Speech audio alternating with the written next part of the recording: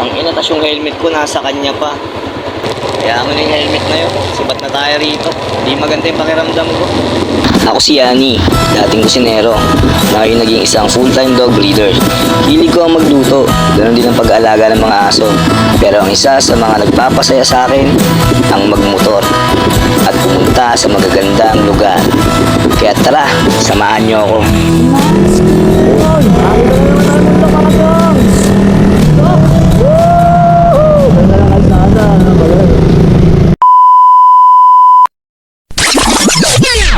Pero oops, teka, may bago tayong racket ngayon. Dahil isa na tayong ganap na MC Taxi Rider. Kaya tara, samahan niyo ako sa biyahe ko. So, susunduin natin yung pang-apat na bukyaw natin. Bukyaw! Magandang hapon mga kabukyaw. Ganda ng gising natin ngayon. Makatulog tayo, putek. Kasi nga, dun sa vaccine na tinurok sa akin. Nung isang araw, naalala nyo yun? Nakalmot tsaka nakagat ako ng pusa na ampun namin. So ngayon, unang biyahe natin ito ngayon, alas 4. Bali ang target ko ngayon yung 6 rides. Incentives 50 pesos. Pero kung suswertein tayo mamaya, baka makuha natin yung 9 rides. So magkano ba yun? 150 o 200? Tingnan natin kung makuha natin yun.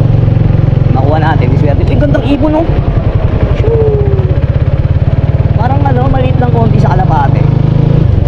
Sarap siguro nun, no? So yun, pasok muna tayo rito sa Chera Homes. Ay, Chera Homes Terrace Homes, ang dami nila. Yun, nasa baba lang yung mga ibon na yun, no? Hindi lumilipad ang amo. So wait ang mga bukyo, malapit na ako. 203, 207, 203. So ito na tayo. Aray, patay muna natin yung makina.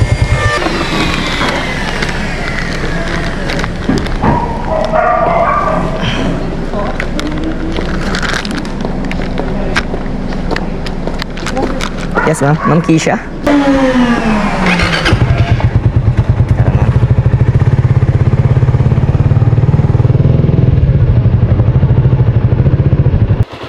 Magpatuloy ng 200 metro, pagkatapos ay lumiko sa kanan papunta sa Mayang Pula Street.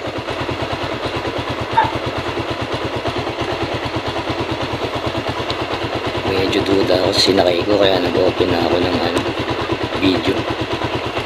Ay, yung gilid na yan? Ah, sige din.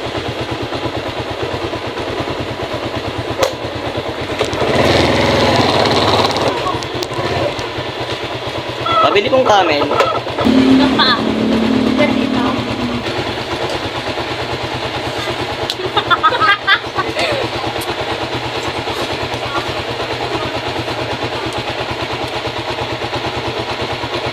Anong lugar to? Idang po. Idang. Idang. Commonwealth? Ay, ano? Metro Manila. Anong sakupan niya? Anak. Anong sakop siya? Barangay Santa Monica. Santa Monica, Idang.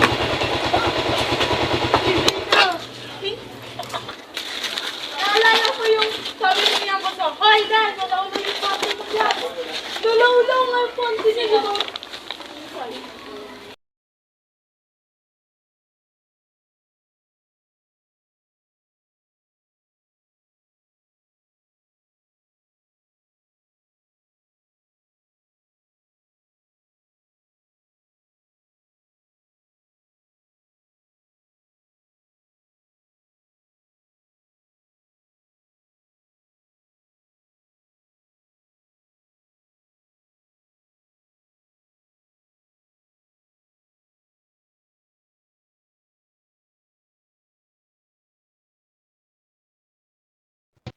So, papadrop na daw dito yung CS natin. GGcash na lang daw, tinawagan ko. So, alis na tayo rito.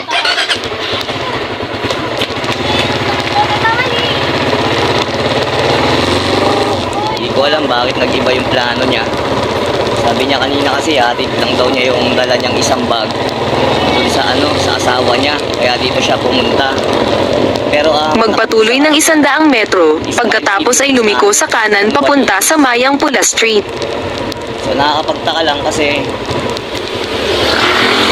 pati yung box niya rito, yung isang karton niya, nasa akin pa. Tapos hindi na niya pinick up. Hindi na niya binalikan. Papadrop na siya dito. So, medyo hindi rin maganda yung kutob ko kasi kakwento Sa 80 metro, lumiko sa kanan, tapos sa 40 metro, lumiko sa kaliwa. Iisip ko, no, sana hindi siya ganong klaseng tao. Pero mahalaga Sa akin, 40 metro, lumiko sa kanan. total, nagpapadrop naman na siya. Medyo ang weird lang kasi.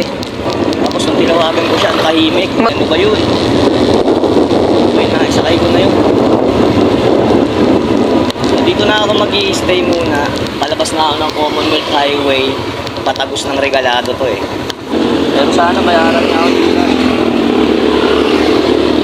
Bali, meron siyang ano dito, babayaran sa akin.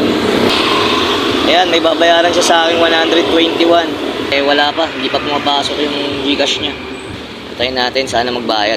Ang bira. Time check, alas 7:17. So, kuminto kami ron. Tansya ko, meron na rin kami 10 minutes mahigit doon. Mga 7 siguro kami, nag-stop doon. Tapos, nung tinawagan ko siya, ganun na yung naging setup niya. Sabi niya sa akin, tas ang tahimik ng lugar, tahimik nung pinakalagay niya, ang tahimik nung salita niya. Samantalang nung kakwentuhan ko siya, maingay siya magkwento. Parang parang tropa nga lang kami kasi ang tawag sa akin, pre. So, confirm ko na to, 121. Hindi na nabigay.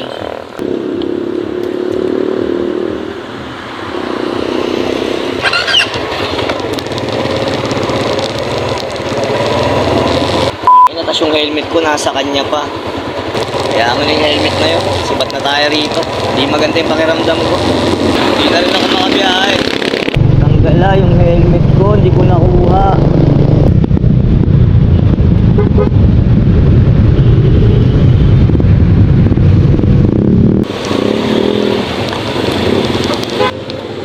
Hassle nun. Hindi na ako makabiyahe na ito. Fuck. Wala yung helmet. Gagawin ko rito.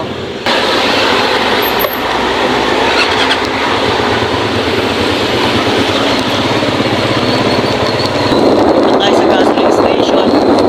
Wala na yung helmet ng backlight ko. Hindi tuloy ako makabiyahe na. Uuwi na lang ako. Ang bihirang experience ko to ngayon. Shit eh. May nangyari doon. Hindi na rin nagre-reply oh. Tapos ang masama pa niya no. Your booking have been posted. Ako patuloy na post, di ba? Problema, hindi na nagre-reply yung tao eh. Ay, naku po, ang nangyari sa biyahe ko ngayon.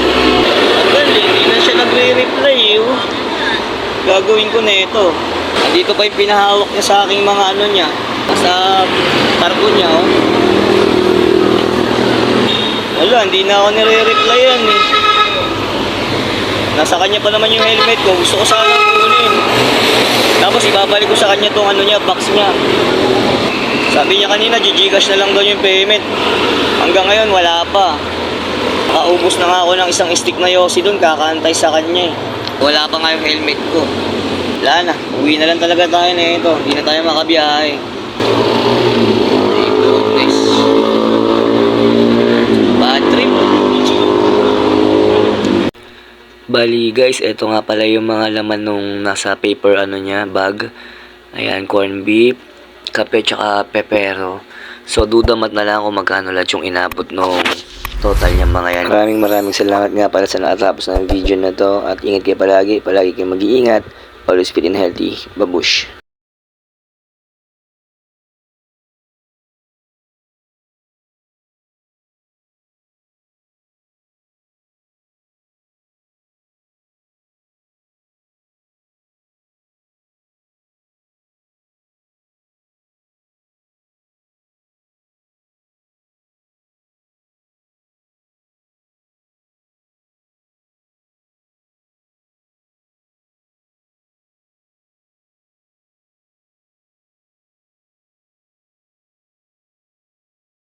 Kapalit ng 121 na payment tsaka nung helmet kung tinangay niya.